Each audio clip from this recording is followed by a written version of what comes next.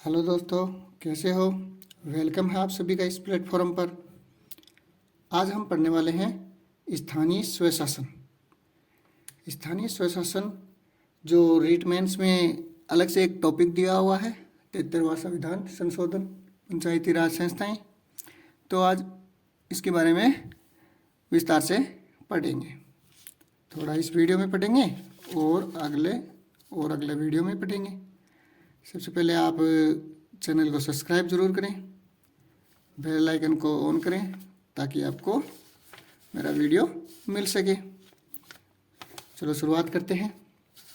स्थानीय स्वशासन। तो स्थानीय स्वशासन किसे कहते हैं? यह प्रजातंत्र की रीढ़ की हड्डी है और इसे लोकतंत्र की प्राथमिक पाठशाला भी कहते हैं। लोकतंत्र की प्राथमिक पाठशाला यह पंडित जवाहरलाल नेहरू ने कहा था पंचायती राज संस्थाओं को, स्थानीय स्वशासन को। यह स्थानीय स्वशासन हमारे भारत में प्राचीन काल से ही चला आ रहा है। तो देखते हैं। चलो देखो, वैदिक काल में जो ग्राम का मुखिया होता था उसे ग्रामीणी कहते थे, जो अथर्ववेद में उल्लेखित है, जो अथर्ववेद में मिलता है। वैदिक काल में जो गांव का मुखिया होता था उसे ग्रामीणी कहते थे। बौद्ध काल में ग्राम को मुखिया को ग्राम योजक कहते थे। मौर्य काल में ग्रामिक कहते थे। मुगल काल में मुकद्दम कहते थे। और आप सभी जानते हैं कि वर्तमान में ग्राम के मुखिया को सरपंच कहते हैं। क्या कहते हैं वर्तमान में? सरपंच। और आगे देखते हैं। आधुनिक समय में अंग्रेजी शासनकाल में सबसे पहले जनता ने जो गवर्नर जनरल 1870 में लॉर्ड मेयो था, उनसे स्वशासन की मांग की थी भारत की जनता ने। तो इन्होंने शक्ति के विकेंद्रीकरण का प्रस्ताव रखा जो उस समय पारित नहीं हो सका। फिर स्थानीय स्वशासन को 1882 में लॉर्ड रिपन ने रखा जो पारित हो गया था। इसीलिए लॉर्ड रिपन को भारत का उद्धारक व स्थानीय स्वशासन का जनक कहते हैं। ठीक है जी। आगे हैं। फिर जो भारतीय राष्ट्रीय कांग्रेस है उसने सबसे पहले मांग की थी स्थानीय स्वशासन की 1919 में।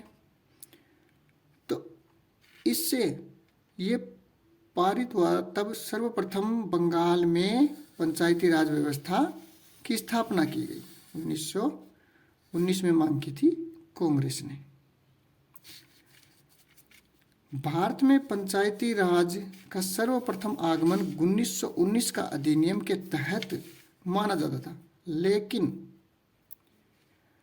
इसमें पंचायतों में पंचों का चुनाव नहीं होता था। इसे सरकार द्वारा मनोनीत किए जाते थे। जो पंच होते थे उन्हें सरकार द्वारा मनोनीत किए जाते थे। अब हम करते हैं बात हमारे राजस्थान की, राजपूताना में। तो राजपूताना में सर्वप्रथम 1928 में बीकानेर रियासत ने ग्राम पंचायतों को संवैधानिक दर्जा प्रदान किया था। और इसके बाद 1938 में जयपुर रियासत में किया गया। वर्तमान में पंचायती राज का आधार गांधी जी के ग्राम स्वराज को माना जाता है। तो इसका उल्लेख कहाँ मिलता है? My picture of free India पुस्तक में, जो गांधी जी द्वारा लिखी गई है। आगे है। सर्वप्रथम राजस्थान पंचायत अधिनियम 1953 पारित किया गया। यह 1 जनवरी 1900 क्या था, अब दिखाई नहीं दिया होगा। सर्वप्रथम राजस्थान पंचायत अधिनियम 1953 पारित किया गया राजस्थान में, जो 1 जनवरी 1954 को लागू किया गया राजस्थान में, और इसके प्रथम चुनाव फरवरी 1954 में संपन्न हुए थे। इसी तरह 1959 में पंचायत समितियों एवं जिला परिषदों की स्थापना के लिए राजस्थान पंचायत समिति जिला परिषद अधिनियम 1959 बनाया गया। इसके तहत त्रिस्तरीय पंचायती राज संस्थाओं का चुनाव हुआ, जो 1959 में हुआ था। आगे है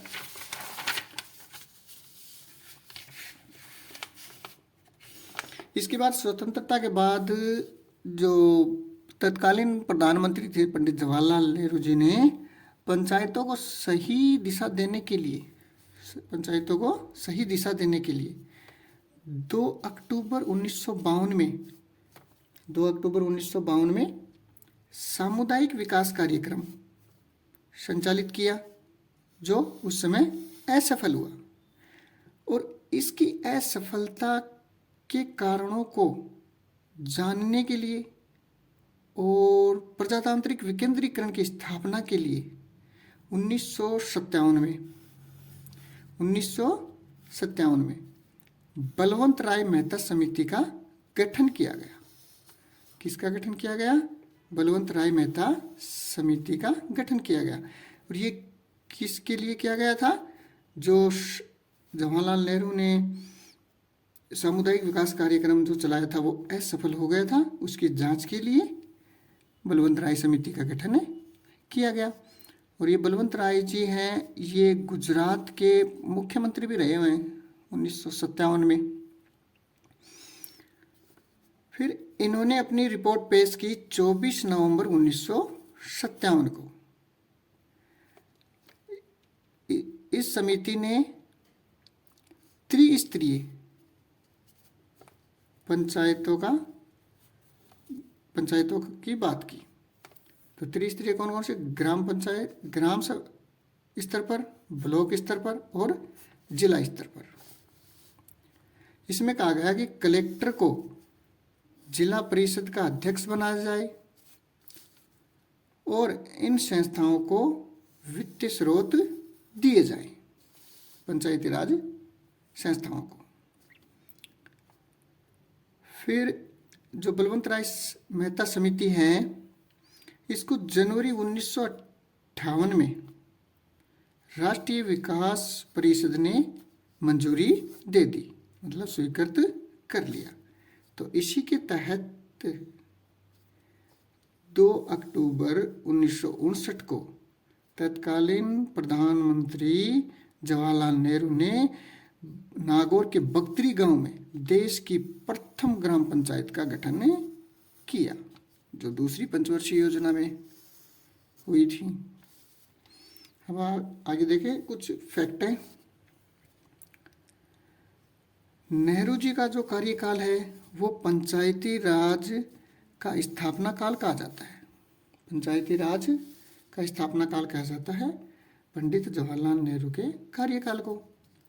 और जो इंदिरा गांधी जी का कार्यकाल है वो पंचायती राज का पतन का काल कहा जाता है या ठहराव का काल कहा जाता है। इसी तरह आगे है, राजीव गांधी के कार्यकाल को पंचायती राज का स्वर्ण काल कहा जाता है। अब कुछ समितियां हैं जो राजस्थान सरकार द्वारा पंचायती राज के लिए गठित की गई थी। उन समितियों को देखते हैं कौन कौन सी हैं। तो पहली समिति है हरिश्चंद्र माथुर समिति, जो 1963 में गठित की गई थी। यह राज्य की प्रथम प्रशासनिक सुधार आयोग है। ठीक है जी। फिर अगली समिति है सादिक अली समिति, जो 1964 में गठित की गई थी। पंचायती राज व्यवस्था में सुधार हेतु गठित की गई थी। तीसरी समिति है गिरधारी लाल व्यास समिति, जो 1973 में गठित की गई थी। इसमें पंचायतों के लिए ग्राम सेवक या सचिव नियुक्त करने की बात की गई।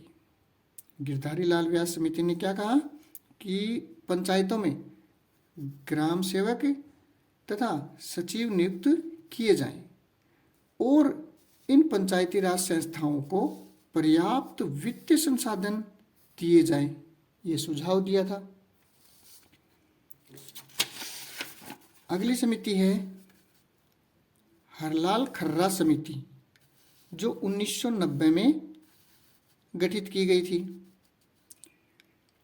इसमें कहा गया कि पंचायती राज संस्थाओं को दिए जाने वाली अनुदान की राशि बढ़ाई जाए और जिला परिषद एवं जिला ग्रामीण विकास अभिकरण को शामिल करने की सिफारिश की गई।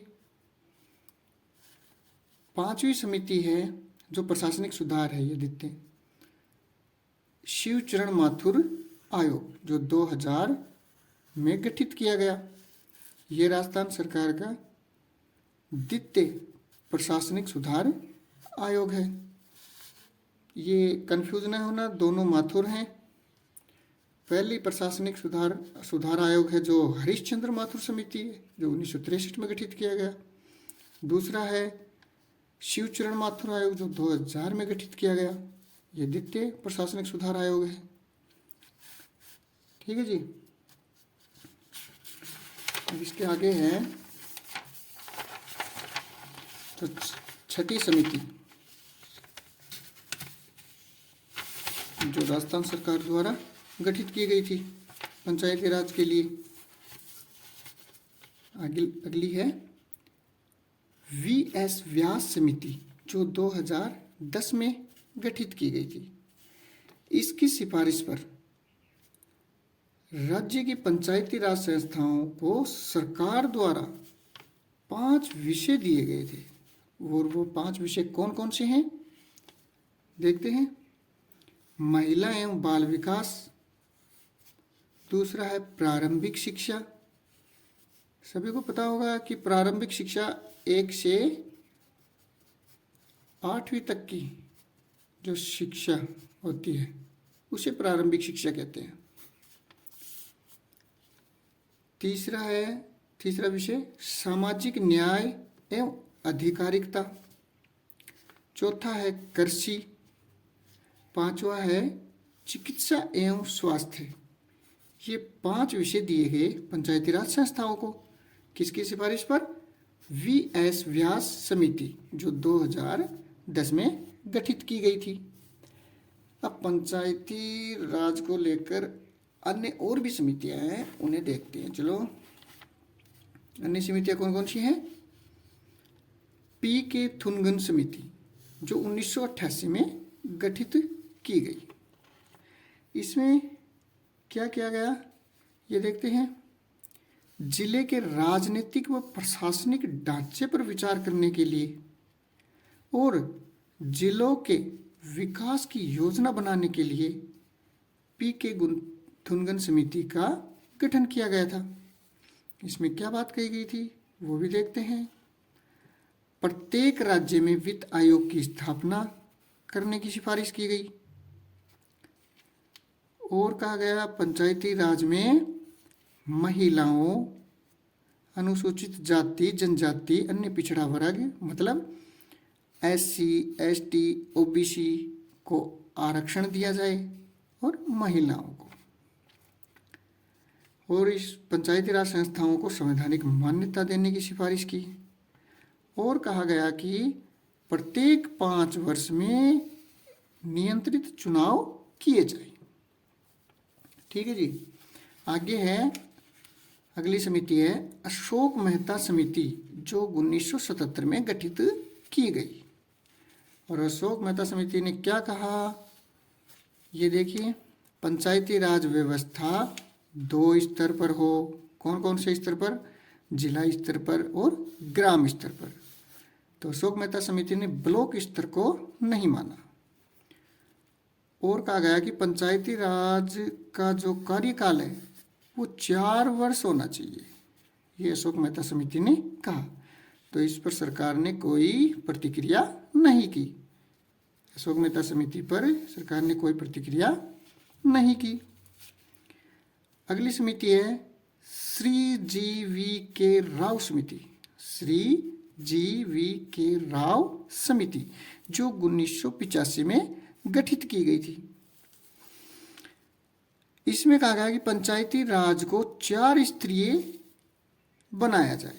कितने स्तरीय? 4 स्तरीय। देखो, बलवंत राय मेहता समिति तो 2 स्तरीय बताता है और श्री जीवी के राव समिति पंचायती राज को 4 स्तरीय करने की बात कहता है।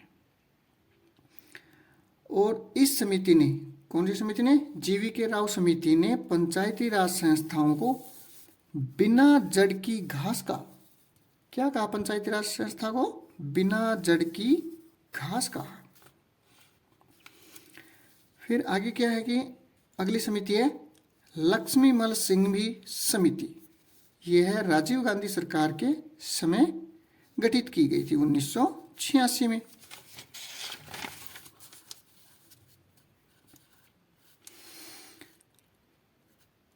इसमें कहा गया है कि अधिक वित्तीय सुविधा प्रदान करें पंचायती राज संस्थाओं को और पंचायती राज संस्थाओं को संवैधानिक दर्जा दिया जाए, ग्राम सभा का गठन किया जाए और केंद्र सरकार प्रत्येक राज्य में वित्त आयोग का गठन करे।